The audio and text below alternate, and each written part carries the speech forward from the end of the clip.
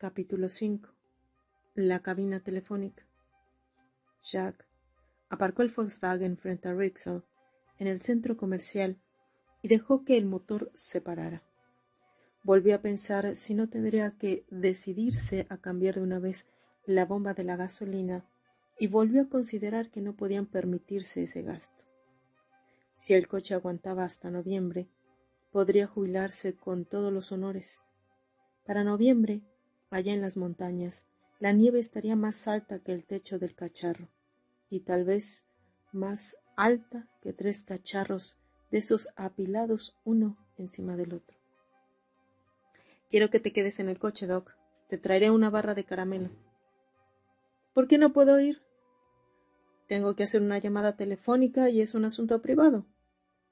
¿Por eso no lo hiciste desde casa? Por eso.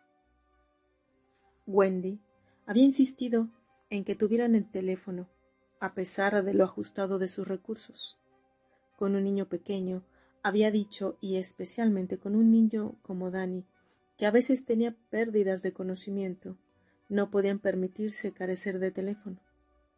De modo que Jack había hecho frente a los $30 de gastos de instalación, lo que ya era bastante grave, y a un depósito de $90 de fianza, que era realmente doloroso. Y hasta ese momento, a no ser por 2 llamadas equivocadas, el teléfono había estado mudo. ¿Puedes traerme uno de fruta, papá? Claro, pero quédate quieto y no juegues con la palanca de cambios, ¿eh? Bueno, miraré los mapas. Eso. Mientras Jack salía, Danny abrió la guantera y sacó los 5 ajados mapas de carreteras. Colorado, Nebraska, Utah, Wyoming, Nuevo México. Le encantaban los mapas de carreteras. Le gustaba seguir con el dedo el recorrido de las rutas. Por lo que a él se refería, tener mapas nuevos era lo mejor de haberse mudado al oeste. Jack fue al mostrador del drugstore, compró la barrita de caramelo para Danny, un periódico y un ejemplar de selecciones para escritores del mes de octubre. Pagó a la chica con un billete de $5 y le pidió que le diera el cambio en monedas de 25. Con ellas en la mano, se dirigió hacia la cabina telefónica colocada junto a la máquina de hacer llaves y se metió dentro. Desde allí, a través de 3 cristales, podía ver a su hijo dentro del Volkswagen. La cabeza del niño se inclinaba con seriedad sobre los mapas. Jack sintió una oleada de amor casi desesperado por su hijo. La emoción se tradujo en su rostro en una osquedad pétrea. Pensaba que en realidad tendría que haber hecho desde su casa la ineludible llamada de agradecimiento a Al.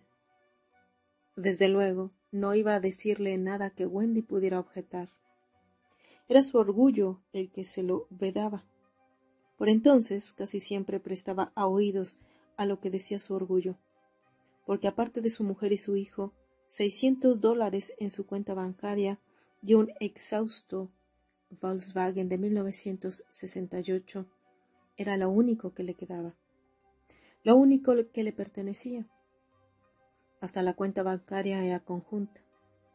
Un año atrás era profesor de inglés en una de las mejores escuelas preparatorias de Nueva Inglaterra. Allí había tenido amigos, aunque no exactamente los mismos que antes de dejar la bebida. Algunas diversiones y también colegas que admiraban su soltura en el aula y el hecho de que fuera escritor en su vida privada. 6 meses antes las cosas iban bien. De pronto, incluso les quedó el dinero suficiente al final de cada quincena para hacer unos pequeños ahorros. En la época en que bebía no le quedaba jamás un centavo, por más que Al Shockley le ayudara muchas veces. Él y Wendy habían empezado cautelosamente a hablar de una casa y de dar una entrada para dentro de un año o cosa así. Una granja en el campo, aunque hiciera falta unos 6 u 8 años para renovarla por completo. ¿Qué demonios? Eran jóvenes, tenían tiempo. Y entonces había tenido un arranque de mal genio. George Hatfield. El aroma de la esperanza se había convertido en el olor a cuero viejo del despacho de Cromarty, donde todo parecía una escena tomada de su propia obra. Las viejas imágenes de los antiguos directores de Stovington en las paredes, los grabados en acero de la facultad tal como era en 1879, cuando la construyeron, y en 1895, cuando el dinero de Vanderbilt les permitió construir la casa de campo que todavía se levantaba al extremo oeste del campo de fútbol, inmensa y chata, revestida de hiedra. La hiedra de abril susurraba del otro lado, de la estrecha ventana de Cromarty, y del radiador brotaba la voz soñolienta del vapor de agua. Pero no es un decorado, había pensado él. Era real, era su vida. ¿Cómo podía haberla jodido de semejante manera? Es una situación grave, Jack, tremendamente grave. La Junta me ha pedido que le transmita a usted su decisión. La Junta quería que la renuncia de Jack. Él la presentó. En circunstancias diferentes, para junio, lo habrían confirmado en la cátedra. Lo que había seguido esa entrevista en el despacho de Cromarty había sido la noche más oscura y terrible de su vida. El deseo, la necesidad de emborracharse jamás había sido tan fuerte. Le temblaban las manos, se le caían las cosas. Una y otra vez descargó su irritación en Wendy y en Danny. Su humor era una especie de animal salvaje sujeto con una trailla a punto de romperse. Aterrorizado ante la posibilidad de hacerles daño, se había ido de casa. Había ido a parar frente a un bar, y si no entró fue porque sabía que, si lo hacía, Wendy lo dejaría por fin y se llevaría consigo a Danny. Y cuando ellos se fueran, todo se habría acabado para él. En vez de entrar en el bar donde obscuras sombras inmóviles saboreaban las aguas del olvido, se había ido a la casa de Al Shockley. El resultado de la votación de la Junta había sido 6-1. Ese 1 había sido Al.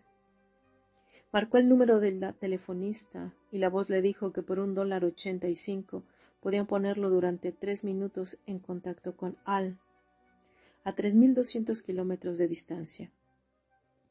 Qué relativo es el tiempo, nena, pensó, mientras metía en la ranura 8 monedas de 25 centavos. Débilmente, alcanzaba a oír los zumbidos y chillidos electrónicos de la conexión que se establecía hacia el este. Al era hijo de Arthur Longley Shockley, barón del acero, de quien, como hijo único, había heredado una fortuna, además de una gran variedad de inversiones y de cargos en diversos consejos y juntas. Una de ellas era el de la junta de directores de la Academia Preparatoria de Stovington, la institución favorita del viejo. Tanto Arthur como Albert Shockley eran graduados, y Al vivía en Barre, lo bastante cerca para interesarse personalmente por los asuntos de la universidad. Durante varios años, Al había sido el entrenador de tenis de Stovington. Al y Jack se habían hecho amigos de una manera completamente natural e impremeditada. En las muchas reuniones de la facultad a las que asistían juntos, ellos eran siempre los dos concurrentes más borrachos.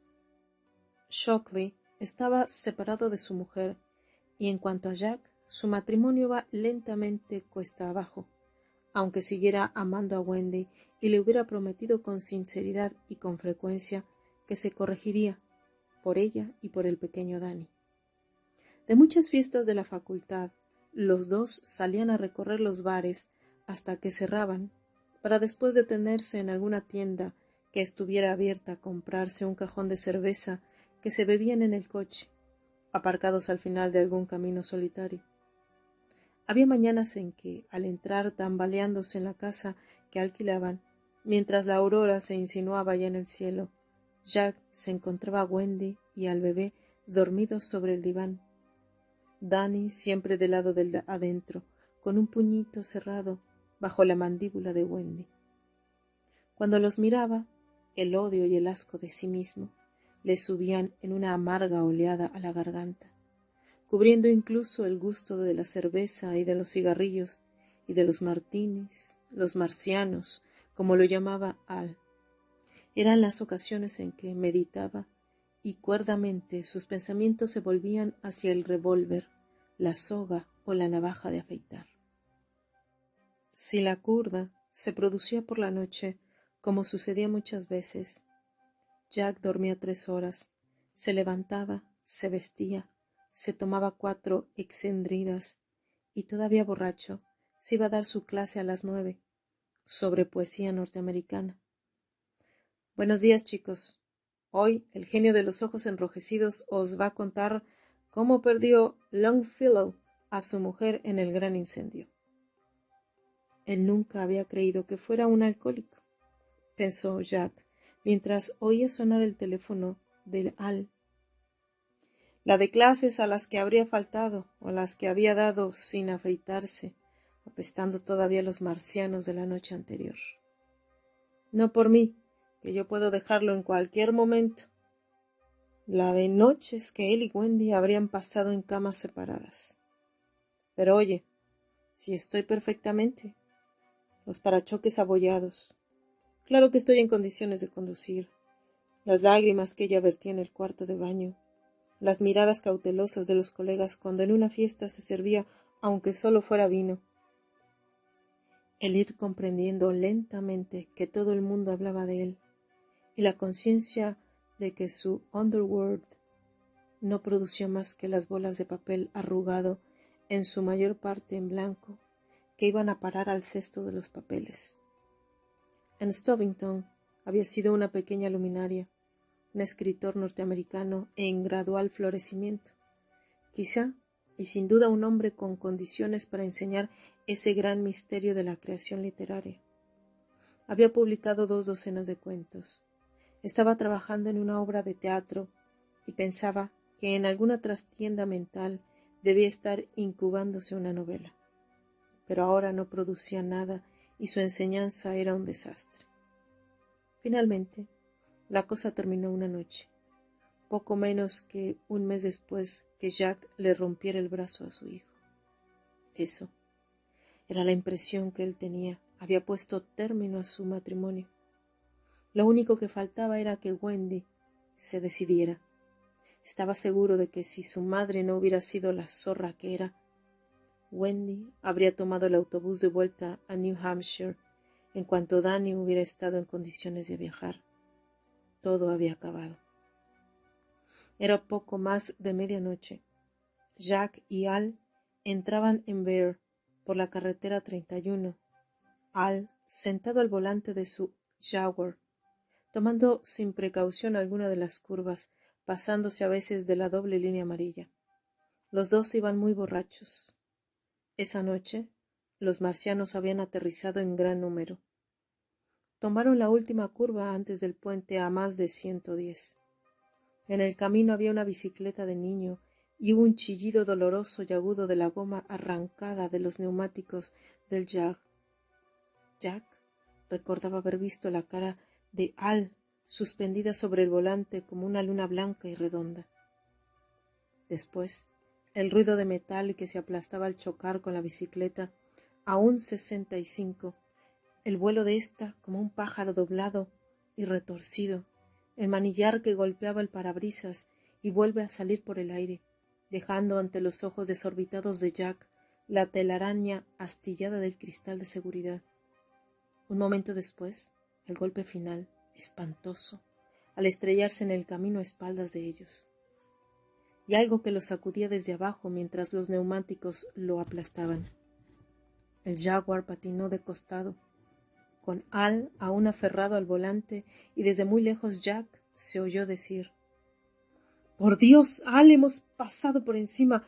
¡Lo he sentido!». En el oído, el teléfono seguía sonando. «Vamos, Al, contesta. Así puedo terminar con esto». «Un par de llamadas más, señorita, si no tiene inconveniente». «Sí, señor», dijo obedeciente la voz. «Vamos, Al». Al había atravesado el puente para ir hasta el teléfono público más cercano, desde donde llamó a su amigo soltero para decirle que se ganaría $50 si le buscaba en su garage los neumáticos para la nieve del Jaguar y se los llevaba al puente de la carretera 31 en las afueras de Barr. 20 minutos después apareció el amigo en tejanos y chaqueta de pijama. ¿Mataste a alguien?, preguntó después de haber recorrido la escena con la vista. Al ya estaba levantado con el gato en la parte trasera del coche mientras Jack aflojaba los bulones. Providencialmente no, respondió Al. De todas maneras creo que yo me vuelvo. Me pagarás mañana. De acuerdo, respondió Al sin levantar la vista. Los dos habían cambiado las ruedas sin incidente alguno, y juntos habían regresado a la casa de Al Shockley. Al guardó el Jaguar en el garage y paró el motor. En la silenciosa obscuridad declaró: «Para mí se acabó el trago, Jackie. Se terminó. Hoy he matado a mi último marciano». Y ahora, mientras sudaba dentro de la cabina telefónica, a Jack se le ocurrió que jamás había dudado de la capacidad de Al para llevar a la práctica su decisión. Él había vuelto a su casa conduciendo el Volkswagen con la radio encendida, mientras algún conjunto salmodiaba repetidamente como un ensalmo en la hora de proceder al amanecer. «Hazlo de todos modos, necesitas hacerlo. Hazlo de todos modos, necesitas». Por más fuerte que lo pusiera, seguía oyendo el alarido de los neumáticos al choque. Cuando parpadeaba, al cerrar los ojos veía rueda aplastada con los rados rotos que apuntaban al cielo. Cuando entró, Wendy estaba dormida en el diván. Miró en el cuarto de Danny y lo vio de espaldas en su cunita, profundamente dormido, con el bracito todavía escayolado. Bajo el pálido resplandor que le llegaba de la luz de la calle, alcanzaba a ver sobre la blancura de la escayola las líneas obscuras donde todos los médicos y las enfermeras del departamento de pediatría habían firmado. Fue un accidente. Se cayó por las escaleras. Mentiroso inmundo. Fue un accidente. Tuve un arranque de mal genio. Borracho de mierda, basura con Dios, que sonó las narices, lo que salió fuiste tú. Escuché, venga por favor, no fue más que un accidente. Pero la última súplica fue anegada por la imagen de esa linterna que oscilaba mientras ellos buscaban entre las malezas secas de fines de noviembre el cuerpo despatarrado. Con toda razón debería haber estado allí, esperando a la policía. No importaba que condujera Al. Otras noches era él. Acomodó mejor las mantas para cubrir a Danny.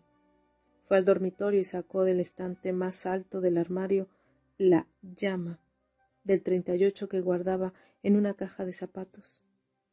Durante casi una hora estuvo sentado en la cama, mirándola, fascinado por su resplandor mortal. Amanecía cuando volvió a ponerla en la caja y guardó esta en el armario. Luego llamó a Bruckner, el jefe del departamento, para decirle que le suspendiera las clases porque estaba con gripe.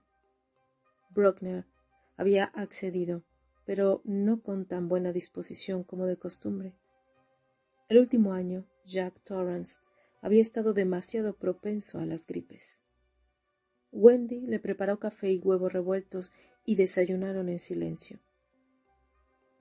El único ruido venía del patio de atrás, donde Dandy hacía correr jubilosamente sus camiones por el cuadrado de arena con su mano sana.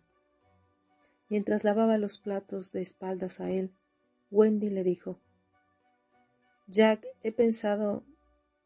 «¿Sí?». Con manos temblorosas encendió un cigarrillo.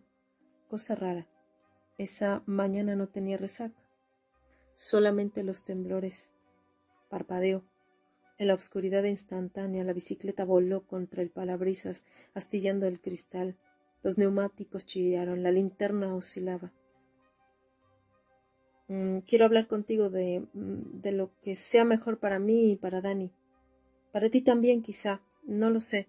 Tal vez deberíamos haber hablado antes de eso. ¿Quieres hacerme un favor?, preguntó él, con los ojos fijos en la trémula brasa del cigarrillo. ¿Quieres hacerme un favor? ¿Qué? La voz de Wendy era inexpresiva, neutra. Él habló mirándole la espalda. Que lo hablemos dentro de una semana, si quieres todavía.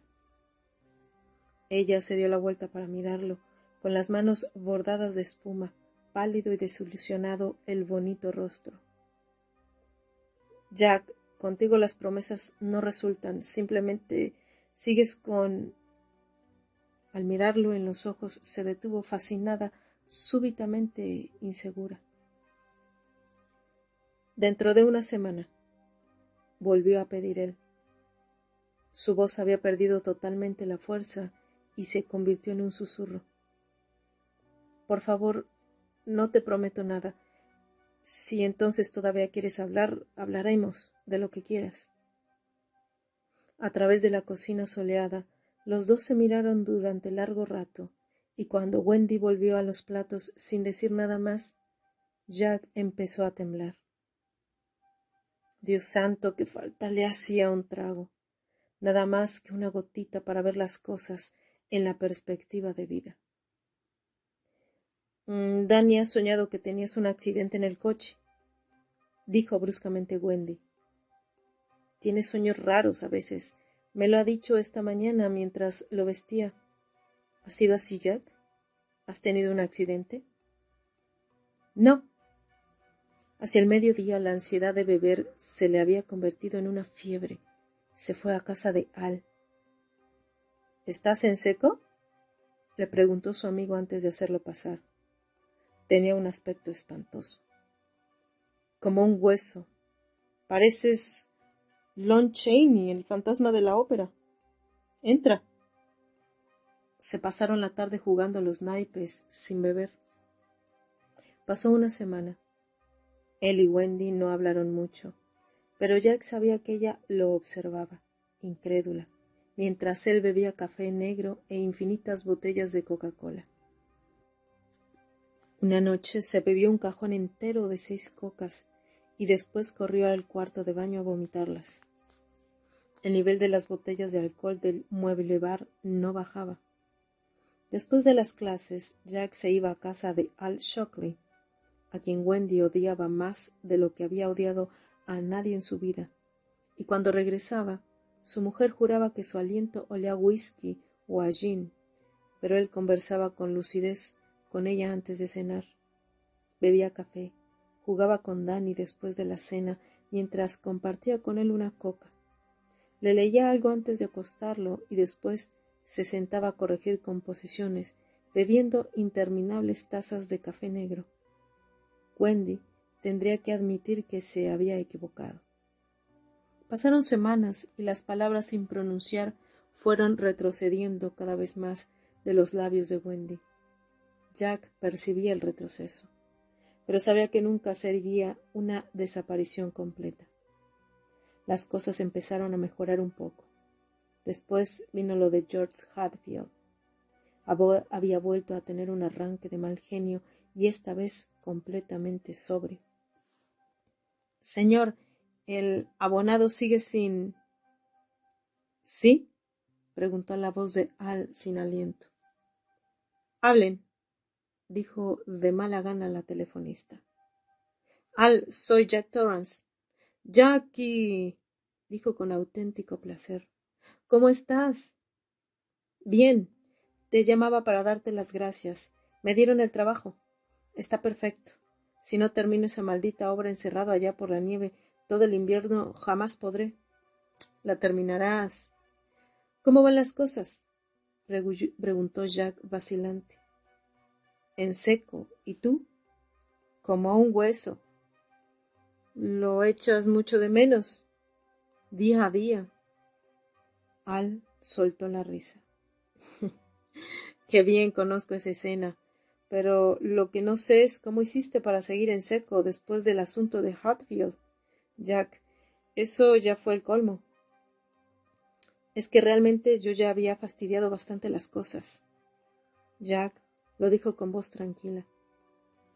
Ah, demonios. Para la primavera habría reunión en la junta y Iffenhair ya andaba diciendo que tal vez la decisión fue demasiado apresurada. Y si tu obra llega a concretarse... Sí, escucha. Al, mi chico está esperándome en el coche y me parece que está empezando a inquietarse. Seguro, te entiendo. Que pases un buen invierno allá, Jack. Me alegro haberte sido útil. Gracias de nuevo, Al. Al cortar la comunicación, cerró los ojos en la cabina sofocante y de nuevo vio la bicicleta aplastada, la linterna oscilante. Al día siguiente había aparecido una nota en el periódico, en realidad un texto no mayor que para relleno, pero sin mencionar el dueño de la bicicleta. El porqué de su presencia a la intemperie en plena noche sería siempre un misterio para ellos y tal vez así tuviera que ser. Volvió al coche, llevando a Danny su caramelo pegajoso por el calor. —¡Papá! —¿Qué? Danny titubeó mientras miraba el rostro abstraído de su padre. Cuando estaba esperando que regresaras de ese hotel, tuve un mal sueño. ¿Recuerdas cuando me quedé dormido? Sí. Pero no servía. Mentalmente papá estaba en alguna otra parte, no con él, pensando de nuevo en algo malo. Soñé que me hacías daño, papá. ¿Qué era el sueño, hijo? Nada, respondió Danny mientras salían del aparcamiento y volvió a guardar los mapas en la guantera. ¿Estás seguro? Sí. Jack miró rápidamente a su hijo con fugaz inquietud y después siguió pensando en la obra.